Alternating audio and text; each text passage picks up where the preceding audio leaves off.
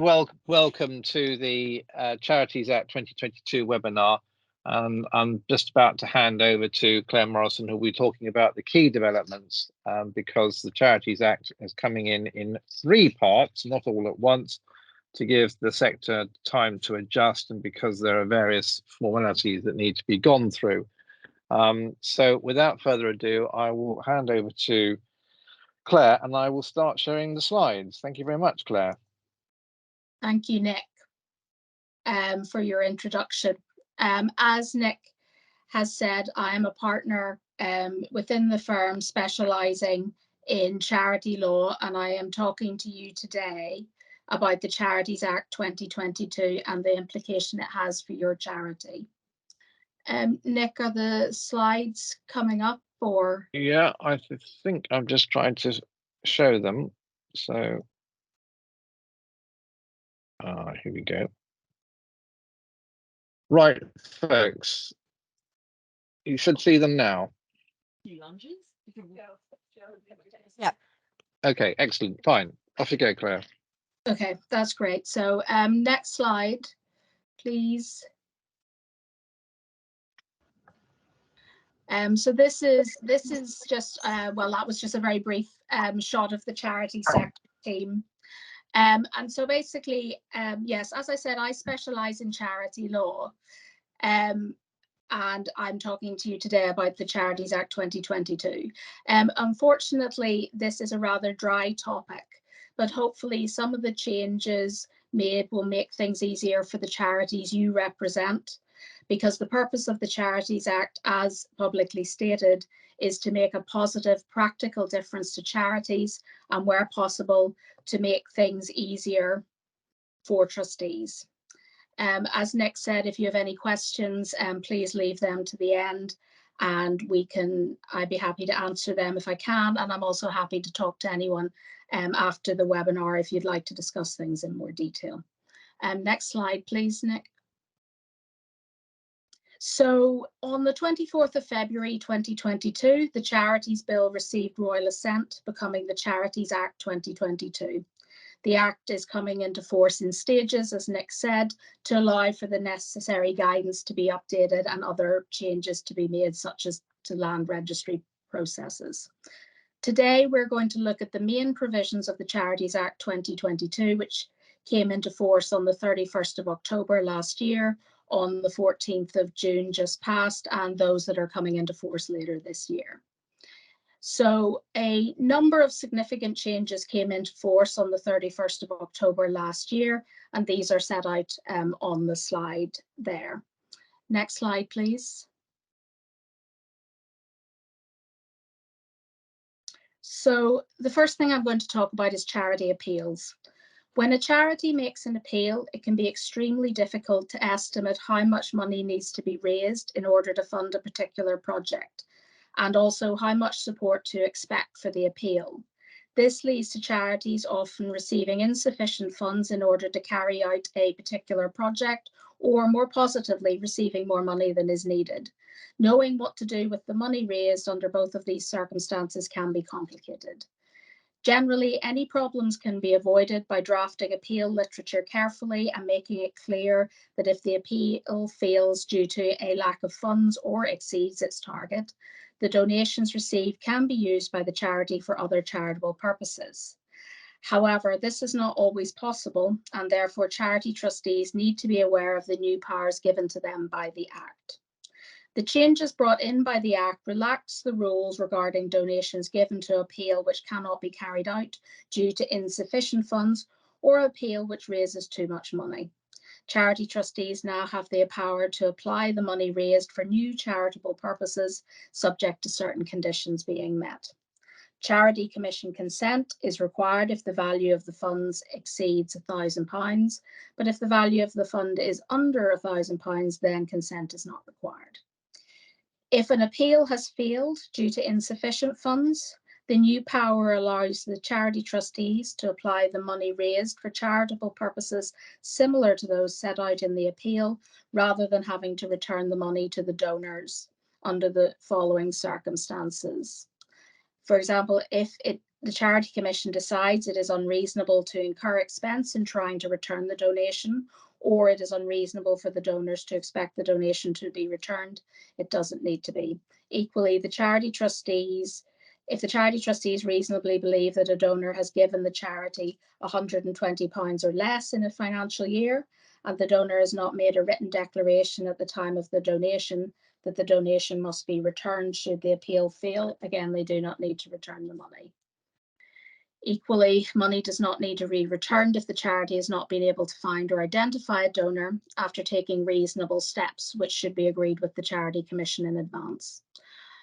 And additionally, donations which comprise the proceeds of a cash collection made by collection boxes, a lottery, competition, or similar method, where it's not possible to identify the individual donors, equally does not need to be returned.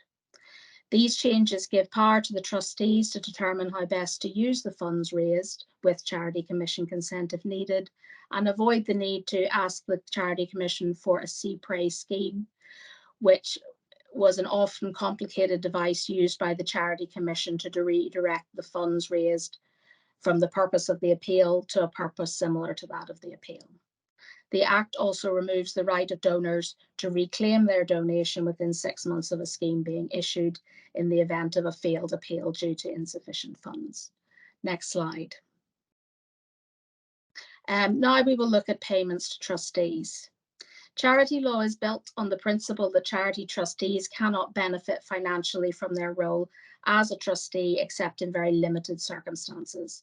Generally, charity trustees can only benefit if it is allowed by law or by the charity's governing document, in each case with or without Charity Commission consent. Not all governing documents, especially older governing documents, permit charity trustees to be paid for providing goods and services to their charity, and therefore the law needs to step in to provide this power. Prior to October 2022, the law permitted charity trustees or persons connected to them to receive payment for providing services to their charity, but they could only receive payment for providing goods to their charity if they also provided connected services.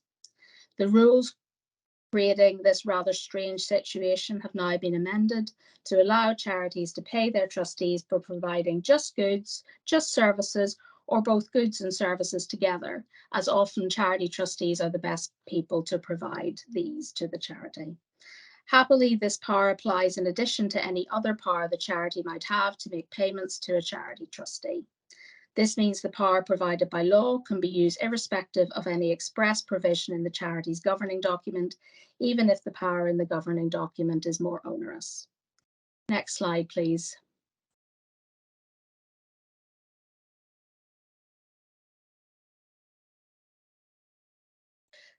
So this slide just summarizes some of the other amendments that came into force in October. So the Act now provides new rules for amending the governing documents of different types of charity. For Royal Charter charities, the Act gives these charities a new statutory power to amend any provision in their charter with the consent of the Privy Council, subject to certain conditions. For Act of Parliament charities, the Act provides a way to enable a statute establishing or regulating a charity to be amended by secondary legislation. Additionally, the Charity Commission's power to make schemes has been extended to confirm that the Charity Commission can make a scheme in respect of a charitable trust, but this rule also applies to charitable companies, charitable incorporated organisations, or any other charities. As discussed above, a scheme issued by the Charity Commission changes, extends, or replaces the trusts of a charity and can be useful if certain changes need to be made and there's no other way to make them. Additionally, some changes have been made to tribunal costs. So if charity trustees are faced with a decision by the Charity Commission with which they are not happy, they can challenge this decision by taking legal action in the first tier tribunal, General Regulatory Chamber Charities. However, charity trustees are often concerned about the costs associated with taking legal action. The Act has introduced a new statutory power for the tribunal to issue orders authorising the payment of any costs out of charity funds. An order can be made for prospective or current legal proceedings and can cover costs incurred by the charity trustees, or any other person if the charity or its trustees must bear the costs. The order will cover both the charity's own legal costs and any other costs the tribunal might order the charity to pay. These orders should ideally be applied for before any legal action commences, but if a charity has already commenced proceedings, it's still possible to apply for an order.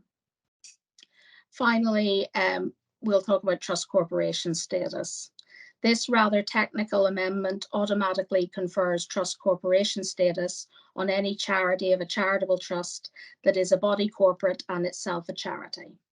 Charities that are body corporates include charitable companies, CIOs, charitable community benefit societies, Act of Parliament charities, and Royal Charter charities.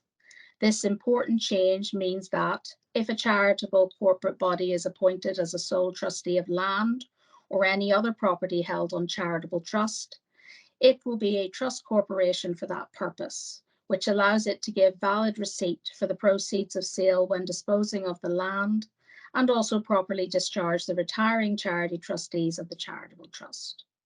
Prior to this amendment, most charitable corporate bodies were not considered to be trust corporations, which meant they either could not act as sole trustees of a charitable trust or had to go through the burdensome process of becoming trust corporations. This amendment will be helpful when dealing with the restructuring of charities.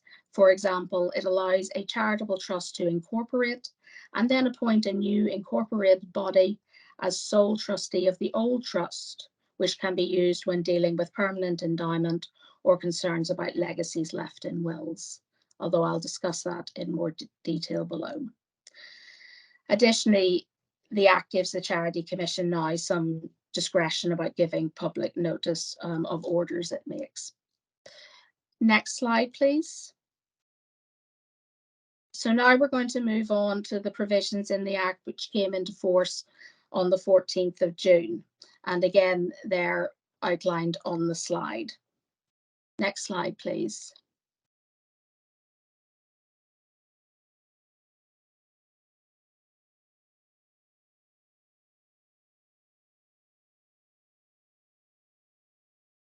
So first I'm going to discuss the changes made to the rules regarding permanent endowment. Many charities hold property, be it land or buildings, cash or investment, which is known as permanent endowment. Permanent endowment property is subject to restrictions that prevent the capital value from being spent or otherwise disposed of. Income from the property can be used by the charity, sometimes for restricted purposes, but the capital is held by the trustees permanently. The issue that can arise is some permanent endowment property becomes more restrictive as the nature of the property involved becomes outdated. For example, an asset may no longer generate income or may cost more to maintain than it is worth to the charity. Charity trustees must rely on statutory powers to spend or dispose of permanent endowment property. The current rules provide limited scope for such actions, and in particular, charity trustees must request Charity Commission consent if, broadly, the charity has income of more than £1,000 a year and the permanent endowment property has a market value of more than £10,000. The Act changes the scope for disposing of permanent endowment so that charity trustee powers are in some ways becoming more flexible. Charity Commission consent will only be required to dispose of permanent endowment if the value of the permanent endowment property is more than £25,000. There will be no income element, which does simplify the rules, but arguably this does have the drawback that a charity with very little income, which owns permanent endowment with a high value, will now require Charity Commission consent to spend that permanent endowment property. The Act also amends the time the Charity Commission has to respond to any requests for consent. The Charity Commission will now have 60 days to respond rather than the current 3 months, which will hopefully speed up the process and help with the sale of properties. The Act includes a new power for charities to borrow from their permanent endowment property without Charity Commission consent, albeit up to a maximum of 25% of the value of the permanent endowment property and with repayment required within 20 years. This will hopefully provide charity trustees with flexibility when considering how to fund the work of the charity.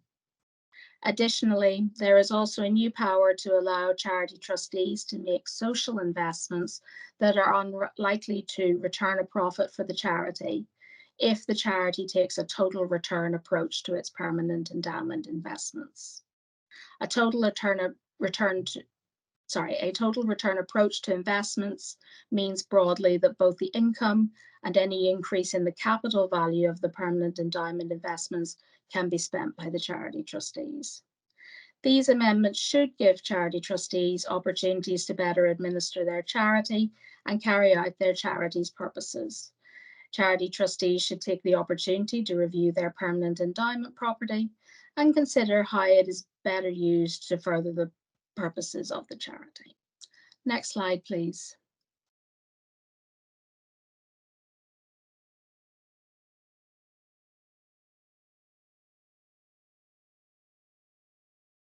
One of the big areas of change is in relation to the disposal of charity land.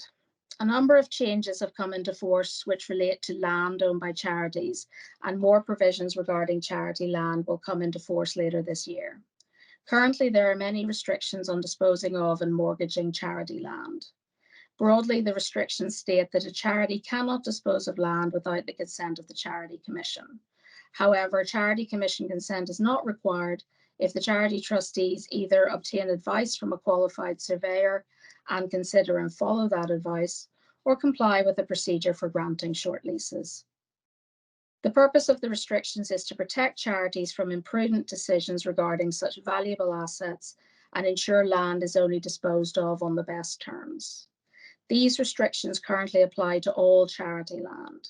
However, the Act has now changed how the restrictions apply and confirms that the restrictions will not apply where the whole of the land which is being disposed, the restrictions will only apply where the whole of the land which is being disposed of is held either by a charity for its own benefit and not as a nominee or in trust for another person, or in trust solely for the benefit of that charity.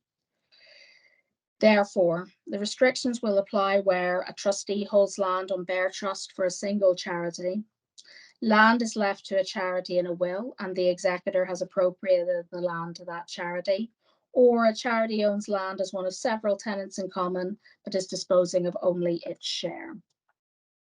The restrictions will therefore not apply where a charity is one of several joint owners of land and the land is being disposed of in its entirety, or land is left to multiple beneficiaries, including one or more charities under a will, and the executor has appropriated or assented the land to those beneficiaries. A real-life example of how this change will be beneficial is a case involving a number of charities who were the residuary beneficiaries under a will. The executors and beneficiaries wanted to sell the land in the estate, and under the law as it then was, each of those charities was required to obtain a surveyor's report. Following the changes, it will now be possible for just one charity to obtain the report and share it with the other charities, thus reducing cost. Even with the removal of the restrictions, it is still very important to ensure the disposal is in the best interests of the charity and that the best price is achieved. Next slide, please.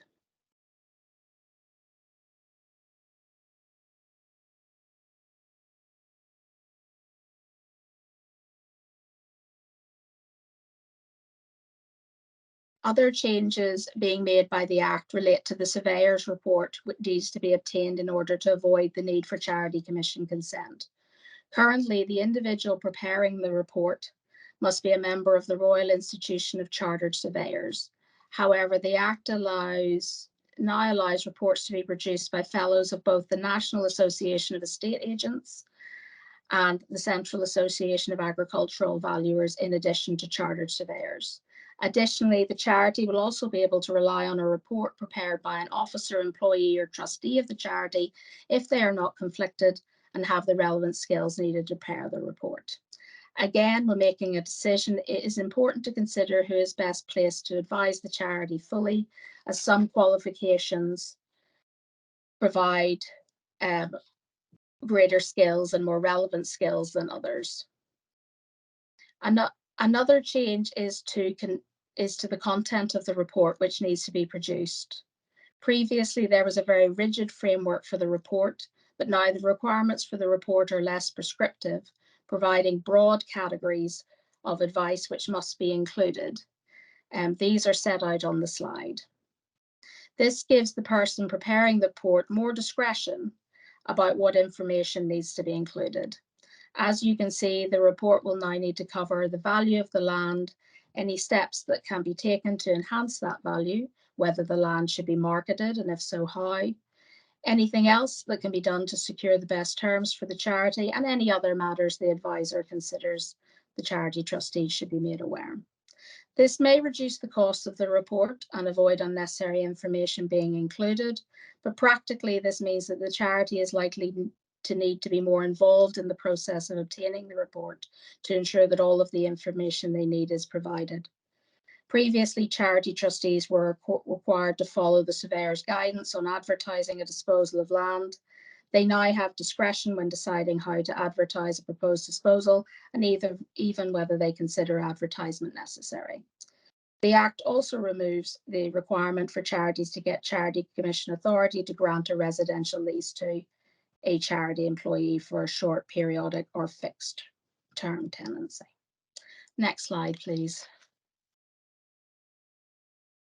So the other amendments which came in recently relate to charity names. The Act has given the Charity Commission much wider powers when dealing with the name of a charity. Previously, the Charity Commission could direct a charity to change its name if it was too similar to another charity's name or if it was offensive or misleading. The Act now allows the Commission to direct a charity to stop using a working name if it is too similar to another charity's name, is offensive or misleading. And a working name is any name used by a charity when carrying out the activities of that charity. The Act also gives the Charity Commission power to delay registration of a charity with an unsuitable name, the powers extend to exempt charities in consultation with their principal regulator. And the final amendment related to updating the wording on connected persons because that definition had become quite outdated. Next slide, please.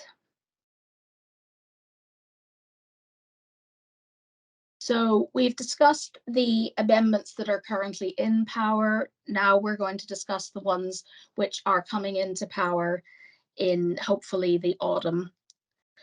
And again, I've set out in the slide the main ones, and there are some that should be quite interesting. So next slide, please.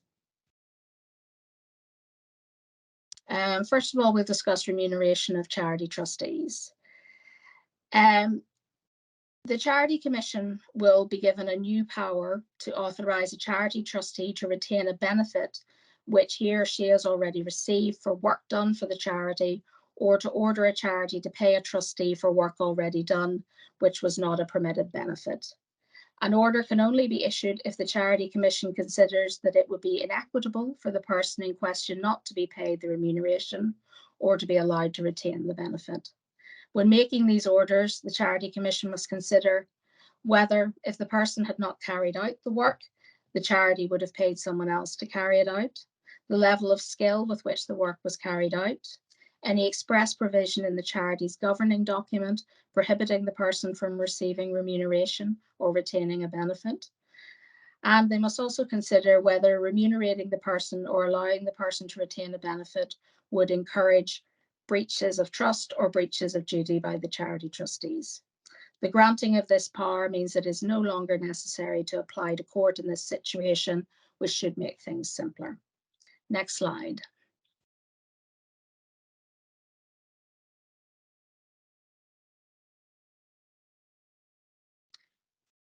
Now we turn to the appointment of trustees.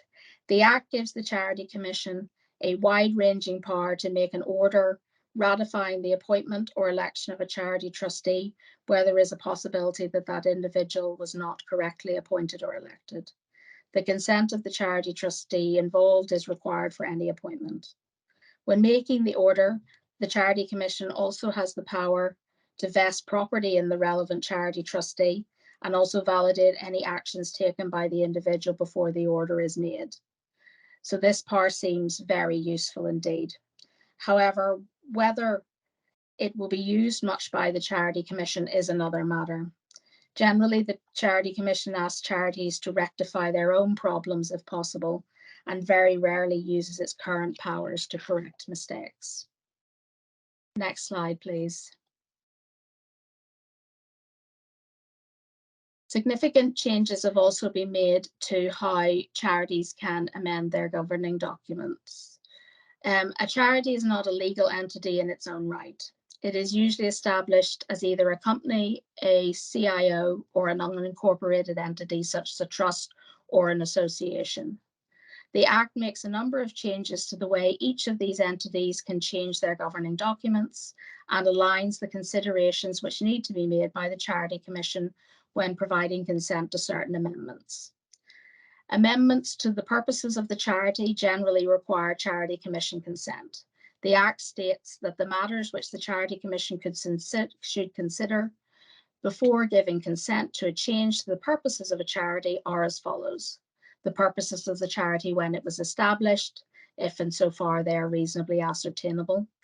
The desirability of securing that the purpose of the charity are, so far as reasonably practical, similar to the purposes being altered, and the need for the charity to have purposes which are suitable and effective in light of the current social and economic circumstances. The considerations are now the same for charitable companies, CIOs, unincorporated charities, and are based on the current considerations made before granting a CPRA scheme. So in relation to charitable companies, specifically, the Act amends the rules that require Charity Commission consent for any amendment to the objects of a charitable company. Once this section of the Act comes into force, only amendments which alter the substance of the company's charitable purposes will require prior approval from the Charity Commission. These are known as regulated alterations. This will align the description of a regulated alteration for a charitable company with that for a CIO. In relation to CIOs, the Act will allow for amendments to a CIO's constitution to take effect on the date the member's resolution is passed or on a later date specified in the resolution. However, if the amendment is a regulated alteration and requires Charity Commission consent, then it will be ineffective unless prior consent has been obtained from the Charity Commission. Although resolutions can be validly passed subject to Charity Commission approval being obtained. Additionally, any changes to the CIO's purposes will only become effective when registered with the Charity Commission. These amendments have come about as a result of dissatisfaction with the current rules, which state that amendments to a CIO's constitution only take effect when registered with the Charity Commission. This procedure is unhelpful as there is no certainty as to when the amendments will be effective, and the CIOs are not notified of when the registration happens. Additionally, the grounds for refusing to register changes to a CIO's governing document have also been removed.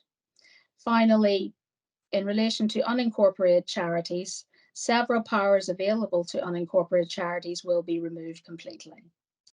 The current power for smaller charities to resolve to transfer all of their property to another charity and to alter their purposes will be removed, as will the current power for unincorporated charities to amend administrative provisions in their governing documents. These provisions will be replaced by a wide-ranging statutory power for unincorporated charities to amend their governing document by resolution. The trustees must be satisfied that any amendment is expedient in the interests of the charity before passing the resolution, and the resolution cannot result in the charity no longer being considered a charity. The following are some of the amendments which will require prior Charity Commission approval. Alterations to the charitable purposes of the charity, alterations to a provision directing the application of the property of a charity on its dissolution, alterations which provide authorization for the charity trustees or members of the charity to obtain a benefit, or alterations to a restriction that renders property permanent endowment. This statutory power will apply in addition to any express powers already included in the governing document. Next slide. So I'm now going to look at charity mergers.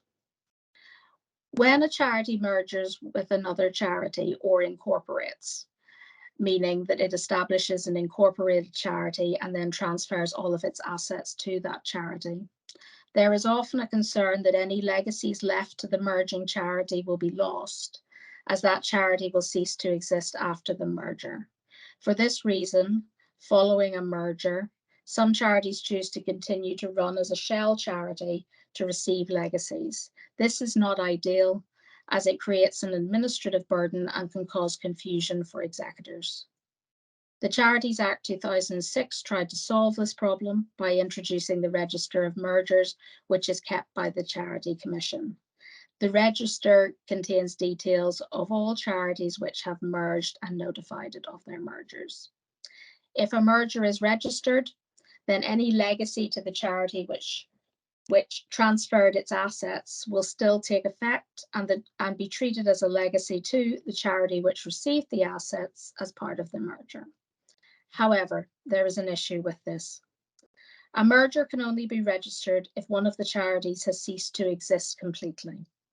Many wills specify that any charity named in the will must exist at the time of death, and therefore, if the charity has been completely wound up, the gift in the will shall fail, even though the merger is registered. The Act has now dealt with this issue. If a charity named in a will is wound up and the merger is registered, the gift will be treated as a gift to the merged charity, even if the will states that the charity must be in existence at the time of death. This means that it should no longer be necessary to keep shell charities in order to deal with legacy issues. These rules will apply to any deaths after the date the provision comes into force, no matter when the will was prepared or when the merger was registered. The only way the gift will fail is if the will specifically does not allow the provision to apply. There are also further amendments dealing with charity land. At present, if a charity is transferring land to another charity for less than market value, there is generally no need to go through the process of getting advice and a report and ensuring that the trustees have approved the terms of the transaction as being the best that can be reasonably obtained for the charity. However, this broad approach is not always appropriate, as often the charity transferring the land still wants to receive a financial return. This is especially so if the disposal of the land is in the course of social investment. When a charity makes a social investment, there is always some level of financial return, but also some level of charitable return, as part of the investment is to further the purposes of the charity. Therefore, when this section of the Act comes into force, it will confirm that the general requirements for disposing of land will still apply in certain circumstances. These situations will be where a commercial will be in a commercial transaction with another charity, under which the charity disposing of the land is still trying to achieve the best price that can reasonably be obtained, or if it is a social investment by the disposing charity, which broadly means a transaction under which the charity is looking to obtain both a social and charitable return. Both a financial and charitable return. The requirements are to obtain a report on the property and consider whether a disposal is in the best interests of the charity. This aligns the rules regarding charity land with those regarding social investment, in that when making social investments, charity trustees need to be sure that what they are doing is in the best interests of the charity, and the charity will benefit both financially and in charitable terms, especially if it is disposing of property at a discount. The Act also provides that a disposition by a liquidator, receiver, mortgagee, or administrator of land held by or on trust for a charity will not be captured by the rules on disposing of charity land, because each of these individuals already has a professional duty regarding the disposal of land. Finally, there are some other technical amendments relating to charity land, but I'm not going to discuss them now. I'm just finally going to mention briefly ex gratia payments. The Act was due to bring in some very interesting changes regarding ex gratia payments, which would allow all charities to make ex gratia payments and allow charities to make payments up to a certain limit without Charity Commission approval. It would also have allowed for the delegation of decision-making regarding ex gratia payments. However, some museums and other organisations have questioned whether they can use these powers to return items held in their collections on moral grounds. This was not considered at the time when the bill was being debated, and so further consideration is now being given to the matter, which means the implementation of the changes regarding ex gratia payments only is postponed indefinitely. So can I have the next slide, please? So that's it, everyone. I hope that was a bit of a canter through the changes, but I hope it may have highlighted some areas that will be of assistance to you.